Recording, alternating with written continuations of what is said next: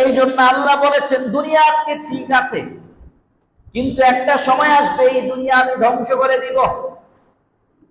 যেই দিন এই দুনিয়া আমি ধ্বংস করব, ওই দিন মানুষের আমল ছাড়া আর কোনো কিছুই কাজে আসবে না। এই জন্য আল্লাহ সূরাতুল কারিআ, এটা কি মাক্কি সূরা, এই সূরার মধ্যে আল্লাহ বলেছেন আল কারিআ, বিশাল বড় আওয়াজ। মাল কারিআ, এই আওয়াজ কি জিনিস? ওয়া মা আদরাকা মাল কারিআ, হে নবী আপনি কি জানেন বিশাল বড় একটা আওয়াজ হবে। এই আওয়াজের পরে কি হবে? ইয়াউমা ইয়াকুনুন নাসু কাল ফারাশিল মাবসুস, যখন কিয়ামত শুরু হয়ে যাবে মানুষগুলো পঙ্গপালের মতো একেবারে ছোটাছুটি আরম্ভ করবে। ইয়াউমা ইয়াকুনুন নাসু কাল ফারাশিল মাবসুস, মানুষ একেবারে পঙ্গপালের মতো হয়ে যাবে। পঙ্গপাল আপনারা বুঝেন? পঙ্গপাল এই যে শীতের ঘাসের মধ্যে যখন আলো পায়, আলো দেখবেন এক ধরনের ছোট ছোট পোকামাকড় আছে, এগুলো লাফাই না, এগুলো বলা হয় পঙ্গপাল। আল্লাহ বলেছেন যখন কিয়ামতের বিশাল বড় আওয়াজ হবে, ইয়াকুনুন নাসু কাল ফারাশিল মাবসুস, মানুষ পঙ্গপালের মতো ছোটাছুটি আরম্ভ করবে। ওয়া তাকুনুল জিবালু কালাইনিল মানফুস, বিশাল বড় বড় পাহাড়গুলো তুলার মতো উঠতে থাকবে। আল্লাহ পাহাড়ের কথা কেন বলছেন? কারণ পৃথিবীতে যত শক্তিশালী জিনিস আছে এর মাঝে পাহাড় হলো সবচাইতে শক্তিশালী জিনিস।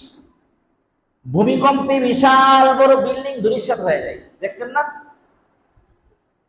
ভূমিকম্প হইলে বিশাল বড় বড় রাস্তা ভাগ হয়ে যায়, এগুলো বর্তমান দেখা যায় না?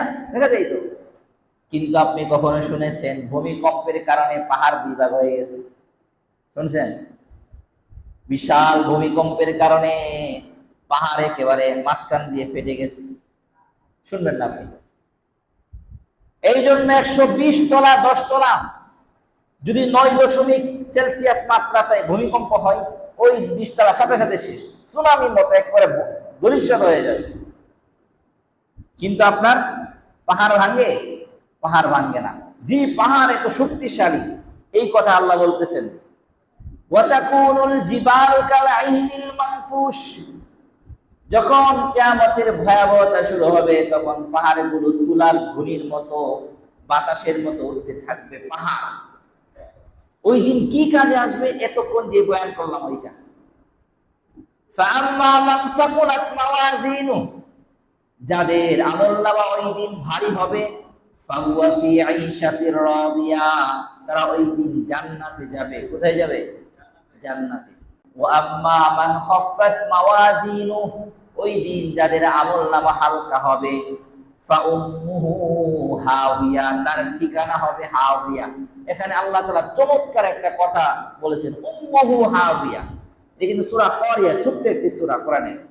উম্মু, উম্মুল শব্দের অর্থ হলো মা। উম্মু শব্দের অর্থ কি? মা। আরবিতে মা কে বলা হয় বাবাকে বলা হয় কি? আব। এখন উম্মুল শব্দ আল্লাহ উম্মুহু হাওিয়া, তার ঠিকানা হবে মানে তার মা হবে হাওিয়া। আল্লাহ মা কেন বলছেন? সন্তানের জন্য সবচাইতে পিওর এবং গ্রহণযোগ্য ঠিকানা হলো মা। গ্রহণযোগ্য ঠিকানা কি? মা। মার চাইতে দুনিয়াতে আপন, দুনিয়াতে যারা আপন আছে, মার চাইতে বেশি আপন আর কি নাই? দুনিয়াতে কেউ নাই। দুনিয়ার দৃষ্টিভঙ্গিতে মা সবচাইতে আপন। মা সন্তানের জন্য সব কিছু করতে পারে। দুনিয়াতে অনেক উদাহরণ আছে, হাসপাতালে যে অপারেশন করবে ওই তো মা বাঁচবে না তো সন্তান বাঁচবে। ম্যাক্সিমাম জায়গায় মা রিজাইন দিয়ে দেয় যে সন্তানকে বাঁচাও, আমি মরে যাই। এই জন্য আল্লাহ তাআলা কটাক্ষ করে উম্মুন শব্দ ব্যবহার করছেন। তুমি গুনাহ করবা তখন তোমার ঠিকানা মানে তোমার মা হবে হাবিয়া। হাবিয়া কি জিনিস এটাও তো মানুষ জানে না, জানে? এরপর আল্লাহ ব্যাখ্যা করছেন, ওয়া মা আদরাকা মা হিয়া নারুন হামিয়া। হাবিয়া হলো জাহান্নামের সবচাইতে উত্তপ্তজনক আগুনের লাভার জায়গা। জাহান্নামের সবচাইতে নিকৃষ্ট জায়গার নাম হলো হাবিয়া, যেখানের আগুন সবচাইতে বেশি উত্তপ্ত, যেখানের আগুন মানুষকে খেয়ে ফেলার জন্য সব সময় চিৎকার করছে, তার নাম হলো হাউই।